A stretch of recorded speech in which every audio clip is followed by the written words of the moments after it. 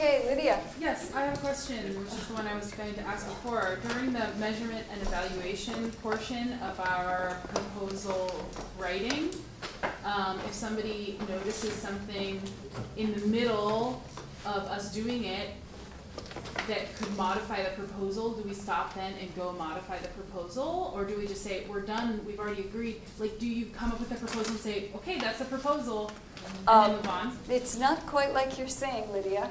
When Okay. we're doing the proposal forming process, we're doing this all at once. Okay. The words for what we're going to do and the ways we measure and evaluate it.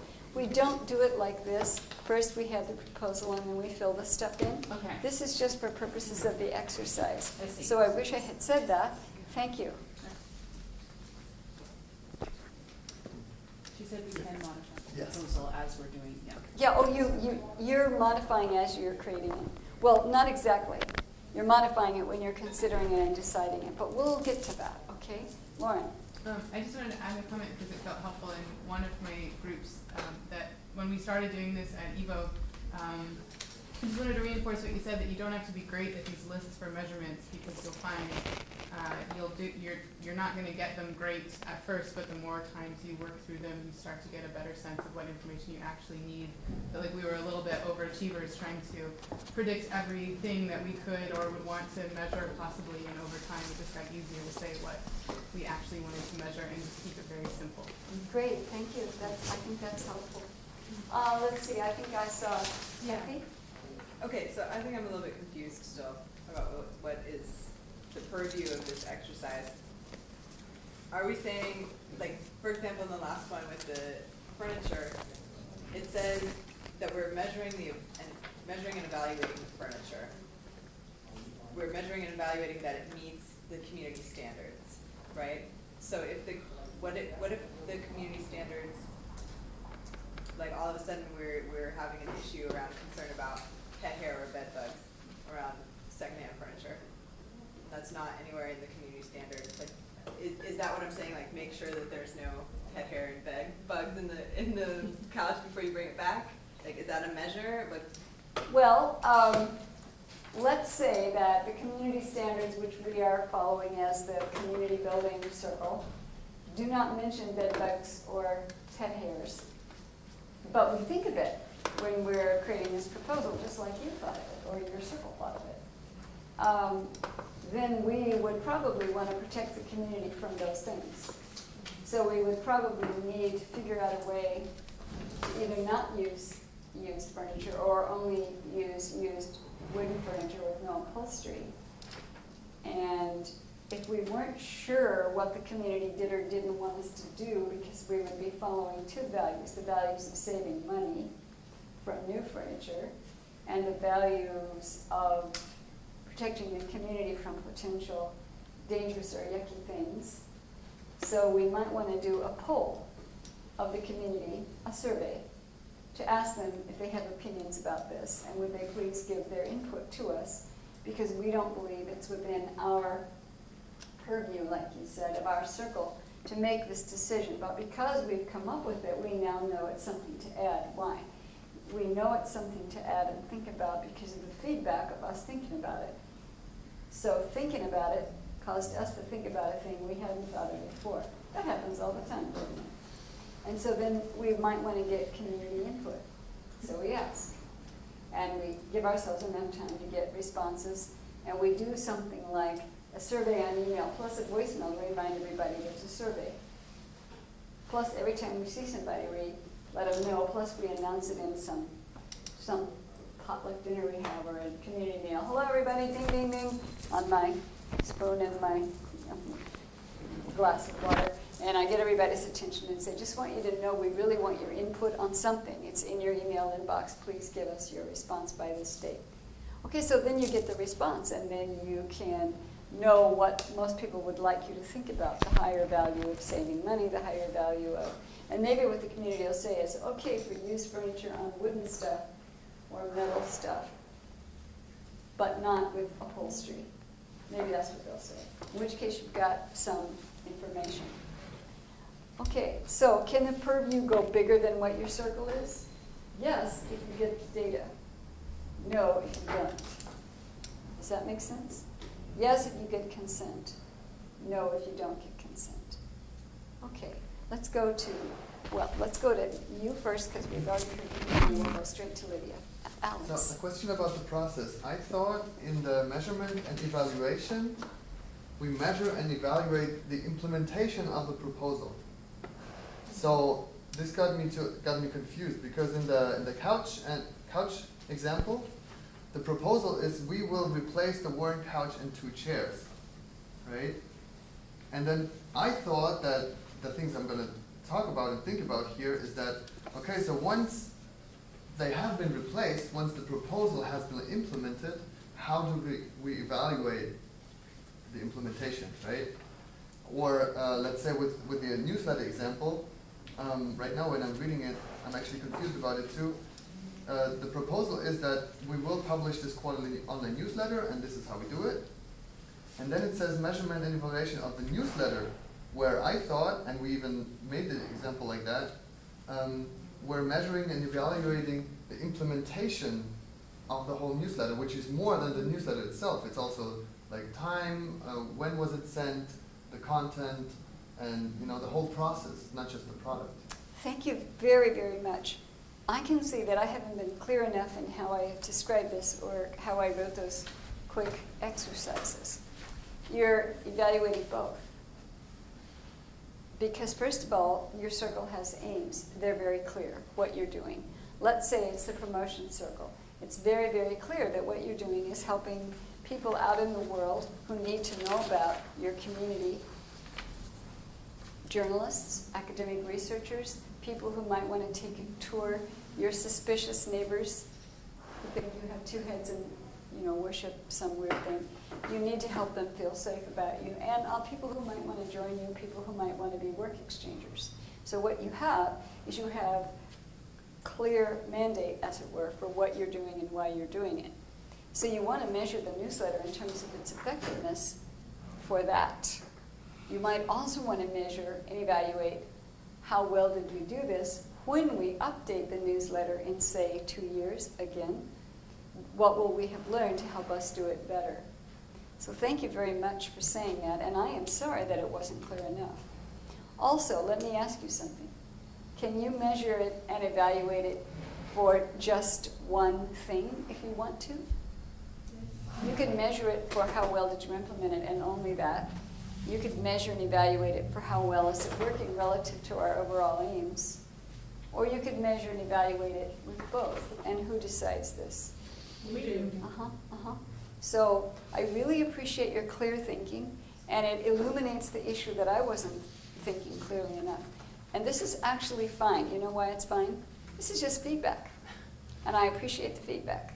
So I'll make it more clear in the future. To say something that I thought might help clarify what you both were saying was that Effie would put that in the proposal itself as you're going through the feedback loops. You say, wait, let's have Suzanne make sure it doesn't have bed bugs. Okay, she will check to make sure it doesn't have bed bugs before she buys it in the proposal itself. And then the feedback loop would be, does it have bed bugs? You know what I mean? So it's like the proposal itself would have to be modified as you start thinking these things. Well, that is true. I was just taking the assumption that you can't tell if there's bed bugs in there because the bed bug eggs are so small, I think. But thank you for that thought, because that's absolutely true. Yeah. Let's say you could tell if there were bed bugs because you had a special bed bug detector, like a Geiger counter of bed bugs, and you knew that you were going to go up to it and see if it goes, and you go, bed bugs. No, we're not getting this one. So you see, what you said is exactly true had we the bed bug Geiger counter. Yeah. Okay, thank you. Jackson. Okay, so this is maybe a little more nuance here as well, where I'm trying to figure this out. But using the newsletter example, there are many ways to publish a newsletter. There are lots of options, and as you know, being in the circle here, I want to make a judgment on which option is best, and to me that requires some kind of something that can be whether it be measured or qualitative or quantitative or whatever that is. Where should it go? Like in the domain, the aims, the proposal, for instance. Where should which it go? How we Like measure the newsletter? where does like the metric or like the thing that helps you make the judgment, where does that go? About the newsletter? Yeah, so let's say it's more readers of the newsletter. Does more readers go in the proposal, or does it go in the aims? No, Is it there doesn't, separation? it doesn't go in the aims, because the aims, Is the aims just a broader level? the aims is broader, Okay. but it's not as broad as the domain It's the aims of the promotions. Right, So so, let circle, like more lines in both. Let me try to respond a little more. yeah, Probably in the process of thinking about this in the circle, if the circle had never yet thought of the different ways to measure a newsletter, they would be thinking about it. Do you see how doing this process flushes to the surface of your mind ways to measure and evaluate, which itself informs how clear the proposal might be? You're doing this all at the same time when you're doing proposal forming. So you can have these ideas inform the proposal itself. I have spent a lot of time on the promotions committee of my community, which is why I actually am bringing up these examples, because I'm familiar with this kind of thing. And I'm imagining that we would state clearly in the proposal itself what the purpose of creating a newsletter is. But you see, the aims of our circle are that we help people out there in the world know more about us. okay, I got you. Okay, thank you. Lynette? I think in one of the exercises, there were 3 of us, I guess, each time, and it was very comfortable just discussing how we were going to go about measuring. It seemed pretty natural and it was just kind of flowing. But I noticed that sometimes it didn't necessarily follow. I caught myself saying something when it was out of order. So it didn't follow the formal, like it wasn't. Of going around in rounds? Uh-huh. So the question is something about how important is it with this method that we follow the formal, design, as opposed to if it's working informally, or at least our circle feels like it's working. Uh-huh. Do you see some long-term problems with that? Or? Well, what do you think? Well, I think you could get in a habit of doing it informally, and then because if we all could just do it informally, we probably wouldn't need this, right? Well, sometimes a group, especially if they're a small group, especially if they're a helping circle, which is like an ad hoc committee of, say, 3 folks, it might be much more natural and easy to just discuss. And in the example that we did at the beginning where I was pretending to be the facilitator, a couple of people had things to say before they got called on around the circle, but it seemed to be okay. And so I suggest using the format until or unless we don't, and then if we feel a little chaotic, then I suggest going back to the format. Now, we will have a chart on the wall of whatever of the 5 meeting formats we're using. I say format, but I mean process. Proposal forming, consensus decision making, selecting people for roles, role improvement, feedback, consenting to circle members. So we've got, and here they are, we've got a wall chart. And so we'll see where we are in the process. And the person facilitating, or any of us, can go, hold on, everybody.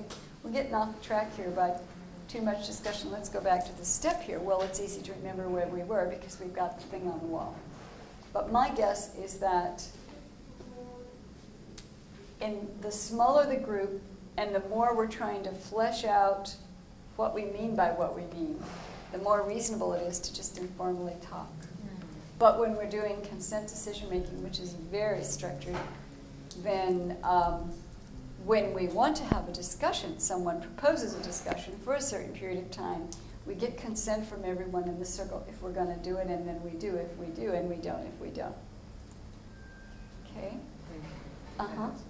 Let's go to Sarah, and then I want to tell you something about feedback loops, and then we'll see if there's any more comments, and then we'll leap into circles and double links. Sarah. I just would add to that, in my experience in those situations, what's important is that everybody have the right to say, I think we need to go back to the structured process, but there being no charge or resistance to it, because the problem comes when people fall into unconscious patterns of interaction because it's what we're used to, what we're comfortable with, And sometimes that can lead to a situation where there are power imbalances or perceived power imbalances, or one person's speaking up more, one person's feeling uncomfortable.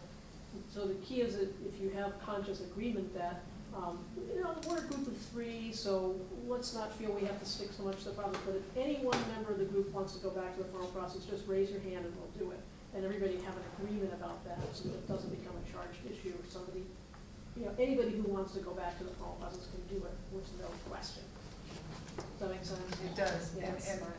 I mean, the only thing, and so what that's, I'll reserve that. Thank you, that's very helpful. I think it's helpful too, and I agree completely. Okay, back to the topic. I go see communities that are using sociocracy, or they say they are. And I go see them and I say, well, tell me, I'd like to know what parts of sociocracy you're using.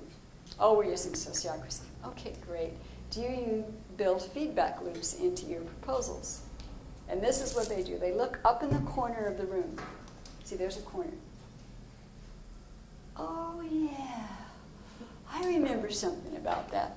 They remember something about that from the workshop they took, which was a couple of years ago, and they never, ever thought about it since.